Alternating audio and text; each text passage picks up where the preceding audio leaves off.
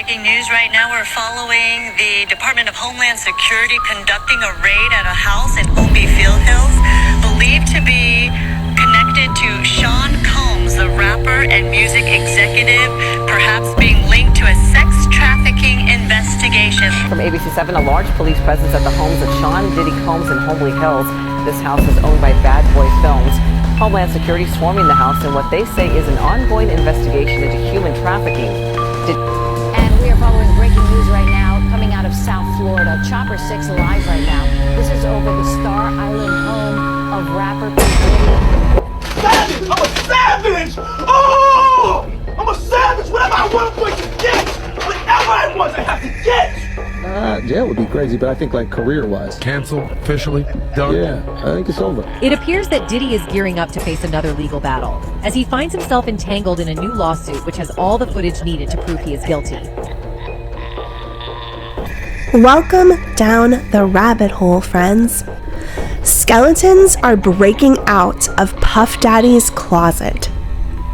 And it all started when his wife, Cassie, came forward making wild accusations about her life with P. Diddy. I'm not a lawyer, but I just read all 35 pages of the lawsuit filed by Cassandra Ventura, aka Cassie, versus Sean Combs, aka Diddy. And child, let me give you the recap. Let me start off by saying the front page of this lawsuit has a trigger warning on it. So listen, let me say to you, this video could be triggering. You've been warned. Okay, so the beginning of the lawsuit just gives some background. It talks about how the two met in late 2005, early 2006. Cassie was 19 and Diddy was 37. Shortly after, Cassie was signed to Bad Boy. And at the time, Cassie was actually in a relationship with someone else and Diddy was in a relationship with Kim Porter. But then on Cassie's 21st birthday, Diddy allegedly pulled her into the bathroom and forcibly kissed her. Cassie cried, and that was their very first physical encounter. Over time, Diddy continued to pursue her, according to this lawsuit. And then in September of 2007, Diddy allegedly picked Cassie up from her apartment and gave her a pill. The suit says that Cassie didn't know what the pill was, but she took it at his request.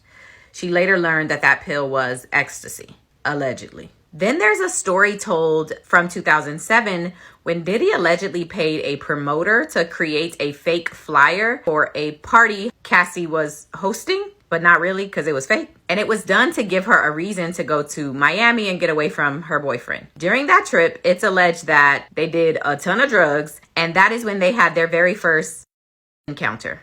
By 2008, Diddy had allegedly introduced Cassie to opiates and would often have pills and other drugs out in the open like candy. Quote, upon information and belief, Mr. Combs has been addicted to prescription painkillers and took ecstasy frequently. The suit also alleges that Cassie's medical records were being sent directly to Diddy's email address. For instance, the suit says when Cassie was experiencing some memory loss, potentially due to excessive drug use and or head injuries caused by Diddy's alleged beatings, her MRI results were provided directly to Diddy. Somebody call HIPAA. By this point in the relationship, according to the doc, the dynamic between the two had been established and continued to be reinforced.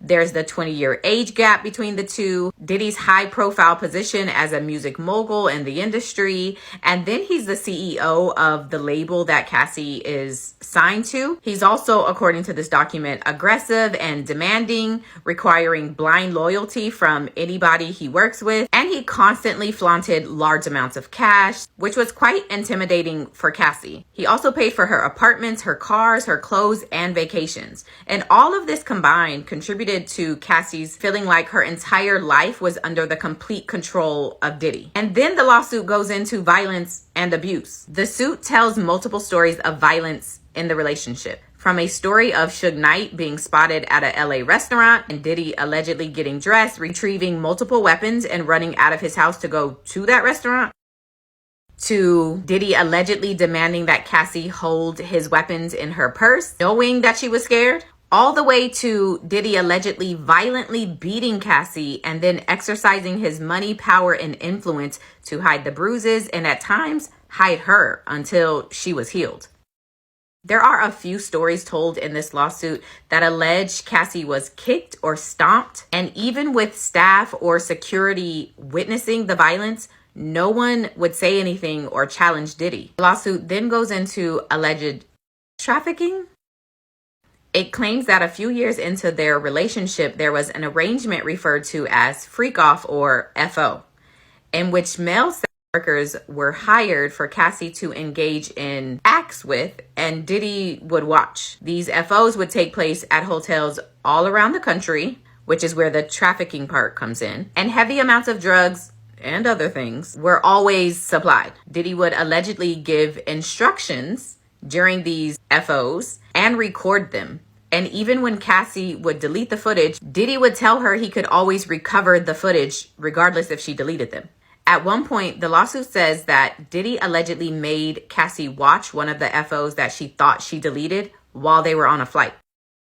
And even during the FOs, according to the suit, Cassie would still be physically beat in front of the guests and security. A hotel allegedly caught one of the violent incidents on camera, but according to the suit, Diddy paid $50,000 for the damages done to the hotel and for the footage.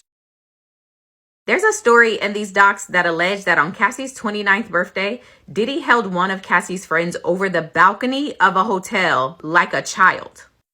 In 2011, Cassie developed a relationship with Kid Cudi while things between her and Diddy were not so great. And the suit claims that Diddy allegedly still called Cassie over for an FO. And while she was over, he went through her phone and found some exchanges between her and Kid Cudi. He allegedly placed a manual corkscrew between his fingers and then lunged at her.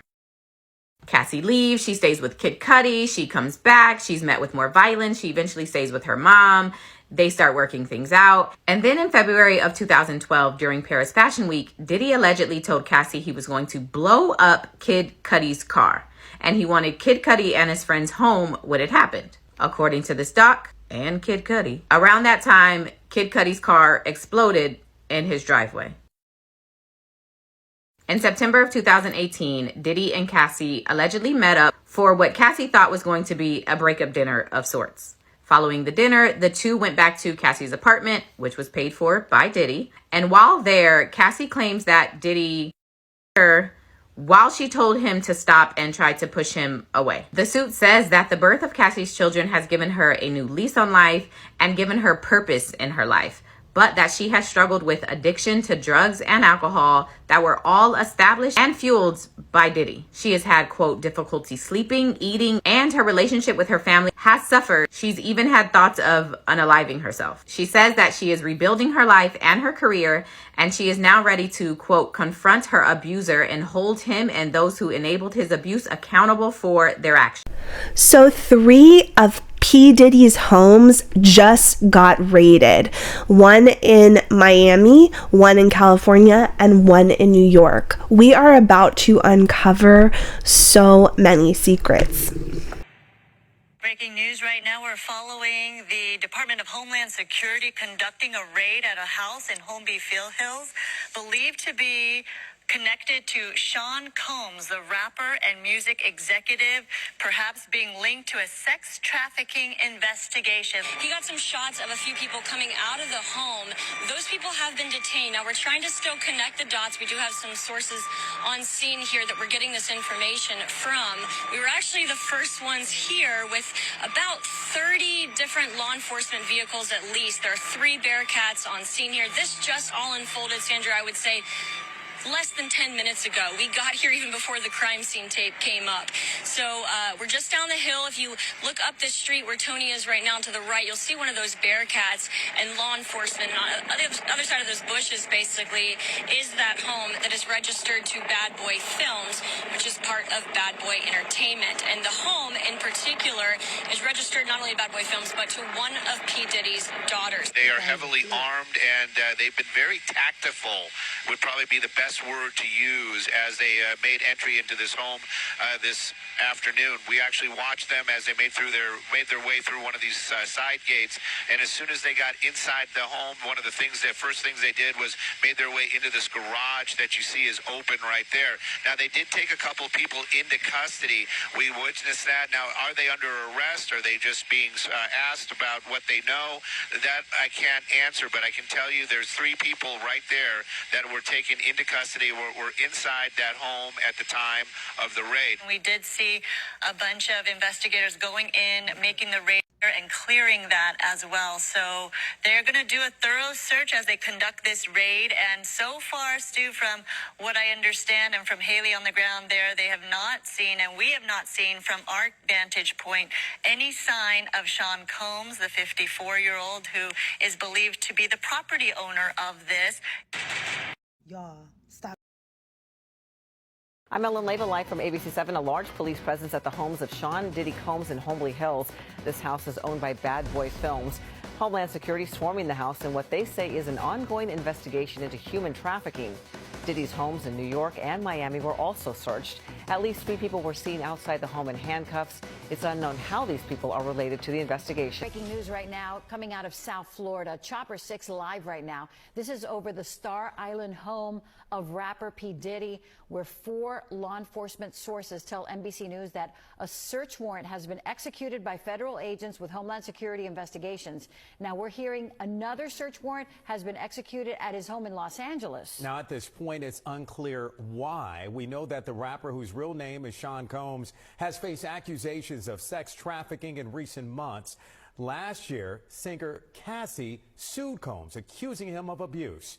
That lawsuit was settled, but more women later sued, accusing Combs of sexual abuse. ABC6's Christian Colon is on the way to the scene and will... Enforcement sources are telling ABC News that right now authorities are carrying out searches at properties associated with P. Diddy. This is all part of a federal investigation into human trafficking. They also say that this investigation has been ongoing now for several months. They add, our sources, that an arrest does not appear to be imminent. Both of Diddy's homes, his LA home and his Miami home, is currently being raided by federal agents amid a sex trafficking investigation, you guys. And this is both of Diddy's sons in handcuffs. I don't know if they were arrested and taken away or if they just held them there for a little while. I don't know. But to see both of his... Here's that Diddy is gearing up to face another legal battle, as he finds himself entangled in a new lawsuit which has all the footage needed to prove he is guilty. His recent string of misfortunes suggests that he might be headed for a stint behind bars sooner rather than later. With a series of scandals and controversies trailing him, it's no surprise he's losing sleep over the mounting pressure. It seems like his luck has run out, and he may soon be swapping his designer clothes for an orange jumpsuit. So, what exactly is going on? Combs was sued on February 26th by Rodney Lil Rod Jones, a producer on his most recent album, who alleged Combs essayed and threatened him while he traveled and lived with Combs from September 2022 to November 2023. In the initial complaint filed in the U.S. District Court for the Southern District of New York, Jones also detailed a shooting at a writers and producers camp at Chalice Recording Studio in Los Angeles on September 12, 2022. In addition to Jones, he said Combs' son Justin, and Justin's friend identified as G were there. The details provided in that complaint and an amended complaint, however, differ from information about the shooting provided by Los Angeles. I was popping pills, I was doing Molly, shrooms, everything, and it was just an escape from... Then, when you get 18, you get the house, you get the mansion. Okay, I get the mansion? Yeah. Diddy's secret is out again, and this time around, we're looking at what he did to Usher and Justin Bieber. Now, we all know he mentored Usher and all, but what if we told you that Diddy was also probably abusing not just Usher, but also 15-year-old Justin Bieber? Ready to find out more about Diddy's dirty secrets? Then welcome to Gay Bible, and let's get started. Before we go into details, y'all need to keep this in mind first. 48 hours. Right now, he's having 48 hours with Diddy, him and his boy. They're having the times of their lives, where we hanging out and what we doing. We can't really disclose. Can you imagine leaving a young boy like Usher or Justin Bieber with the man that Cassie describes her husband to be, leaving drugs everywhere, having these sex parties? There is so much to uncover about what's going on with Sean Combs, and I hope you'll join me again as more information is uncovered. Thank you so much for joining me here tonight. See you again tomorrow, friends.